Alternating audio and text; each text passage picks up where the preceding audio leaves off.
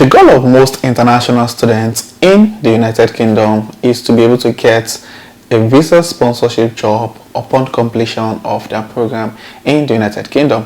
And for so many, this has really been difficult. That's why in this video, I'm going to share with you the video made by Sky News to show the analysis of skilled worker immigration into the UK.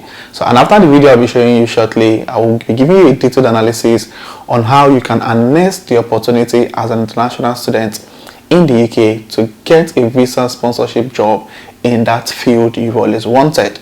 And also for those who are outside the UK, you can also harness the opportunity to move into the UK on a skilled worker visa, especially for those who are planning to come into the UK with their family. You might not be able to do that if you're coming to the UK to study. So if you're looking at harnessing the opportunity for the skilled worker visa in the UK, then you want to watch this video till the end. So now listen to what the Sky News and the analysis they made as regards skilled worker immigration in the UK. But it's also businesses that are bringing people over using the new skilled visa route to help plug crippling staff shortages. And since the beginning of 2021, when the government introduced its new post-Brexit migration system, you can see the number of people entering Britain on skilled visas has soared, just as businesses started struggling with post-lockdown staff shortages. And if we dive deeper into the data, we can see it's the healthcare and IT industries that are relying most heavily on overseas skilled workers. Businesses in these sectors are bringing over nurses, care workers, pharmacists and software developers. These are industries with long-standing labour shortages. And drilling into the occupations, we can see that nurses and care workers dominate the skilled visa route. But chefs, accountants and management consultants are also coming over in large numbers. The biggest proportional increases are being recorded in sectors that form the country's food supply chain. Agriculture and accommodation and food services have recorded enormous leaps in migrants, with bakers, butchers and farmers all entering Britain on skilled visas.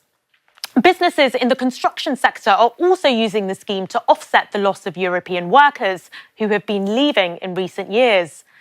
And across the workforce, these Europeans are being replaced by workers from other parts of the world. And as you can see here, it's predominantly Indians that are making up the shortfall, with more than 100,000 coming to Britain on skilled visas over the past few years. They're being joined by a growing number of workers from Philippines, Nigeria and the US. So this is the changing face of migrant Britain. And while the government talks tough... From the video you just watched, you could say that different sectors in the UK have been attracting both local and international applicants for different job roles that requires the skilled worker visa. And it's no news that the health and care sector has always been the top on this list. But what many people who are both international students or those who are applying from the overseas fail to understand is that when you hear the word health and care sector, it's not only dominated by health professionals or health carers or whichever health occupation is available in the health and care sector. There's still other different job roles in the health and care sector that most people fail to harness. And recently, on my one-to-one session, I recently worked with an individual to help him land a software development role. Now, when he was applying for the software development role, I think he has been on it for about 6 months, and he kept getting rejections upon rejections from different organizations in the UK. And I made the suggestion to him, why not apply to the health and care sector as a software developer, and let's see a change that is going to happen. So after we went on this journey for about 6 weeks or thereabout, he was able to land a software development job with the NHS. Now I'm going to share with you the particular job I just mentioned. Now this is a software development job with one of the NHS trusts that we applied to. It's a band 6 role, and we're able to apply for this job, and basically the main duties for the job is for you to support the senior software developer in the provision, planning, development, implementation and management of software applications. Also working in the Sharon team that supports hope and recovery, and also some of the skills that require you to have is being able to work with PHP, MySQL, HTML, CSS, JavaScript, Zend framework, XML using IDEs such as PHP Storm and many other stuff. So these are just web development jargon. So these are the main job description that were stated, and I was going to work with him in creating a master CV that eventually got him an interview a couple of weeks ago. And excitingly, some days ago, he reached out to me to tell me that he finally got the offer and he has been able to get certificate of sponsorship from this particular NHS trust, and is going to be resuming in the next couple of weeks after his tier 2 visa comes out. So that's really exciting to know that getting a job in the UK in the health and care sector is not just restricted to the health job like being a nurse or a doctor. There's still some other professional who are harnessing other opportunities within the health and care sector. So from the video, you can see that the health and care sector top the charts, followed by the information and communication, down to scientific and technical, financial and insurance activity, manufacturing, education, down to constructions. So these are the sectors that you might want to focus on if you're an international student trying to get a job in the UK.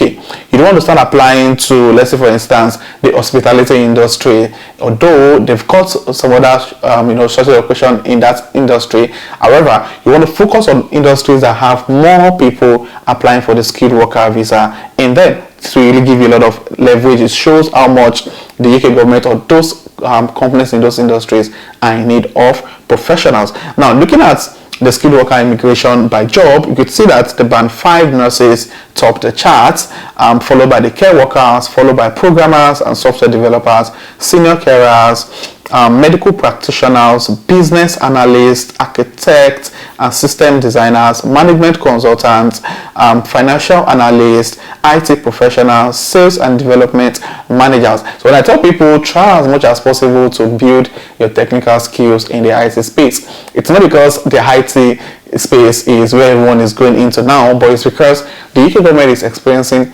massive shortage of occupation in the IT space. So if you're looking at getting a job as a business analyst, there are quite a lot of opportunities. I know of someone who recently got a business analyst role and came with the tier 2 visa sponsorship.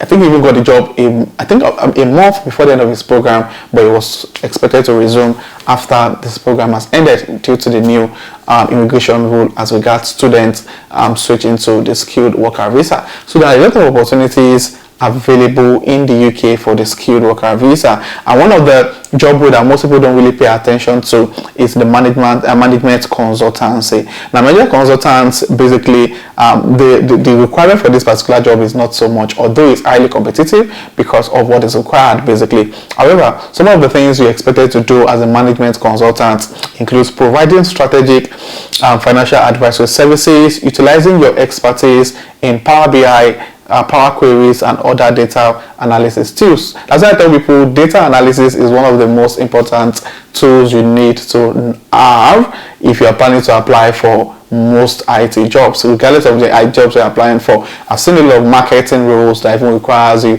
to know how to use some of the data analysis tools. So learning data analysis is really important, and this is one thing I tell people who recently moved into the UK. I know people who have spoken to and they're like, oh yeah, I'm going to start learning this thing towards the end of my program, and although that might sound logical, but to me I think it's better to start on time, because the process of getting yourself trained to getting the adequate tools, to getting the adequate knowledge, and start applying for jobs takes a while. So I always advise people try and start your job transition as soon as possible. I advise people try at least 6 months before the end of your program, so that it gives you time to be able to master those skills and then push yourself out there to applying for jobs. Because the moment you start towards the end of your program, then you wait till you get a post-study work visa, because obviously you might not be ready by the time your current visa expires. So try as much as possible. If you are transitioning to a different skills or a different field entirely,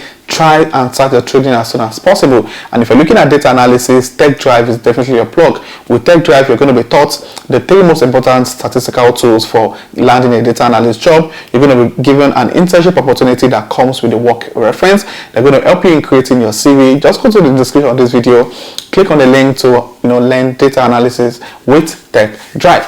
And also, if you're an accountant in your home country and you're looking at practicing as an accountant in the UK, I've got some strategies I've been able to help people to implement, and it has landed them jobs interviews. So if you're looking at working as an accountant in the UK, then also click on the link in the description for my one-to-one session. Let's have a chat, check through your CV, and help you with the best strategy you can implement to getting your new job role as an accountant in the United Kingdom. So if you're currently in the UK working on a skilled worker visa, please share what you do in the UK in the comment section, and also tell us what are the things you're able to put into place. This will definitely help someone who is looking at transitioning or moving to that particular job field you are on right now in the United Kingdom. It's basically way of us building community here on YouTube. So if you find this video useful, please click on the like button. If you're coming across my channel for the first time, hit the subscribe button. My returning subscribers, you guys are amazing. Thank you for being here. So this will be the end of this video, and I'll see you guys in my next video.